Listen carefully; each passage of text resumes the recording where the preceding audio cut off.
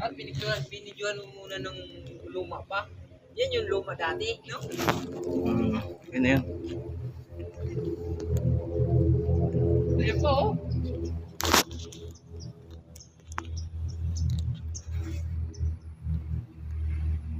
Parang wala sa Pilipinas ang ganyan. Ganyan sasakyan.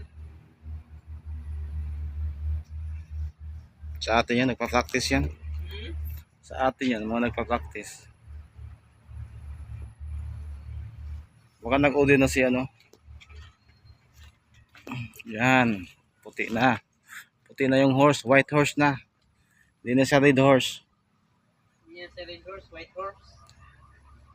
Hindi na siya makalasing. Hindi siya makalasing. Yung red horse ang nakakalasing eh.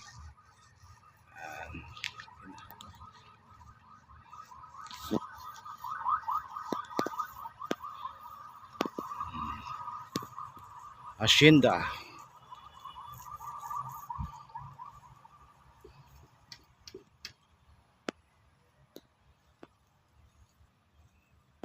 Pintura tayo ng ano kasi pangit na tingnan nung una eh. Hindi siya maganda, sobrang luma na. Ngayon wala na. Puting-puti na siya.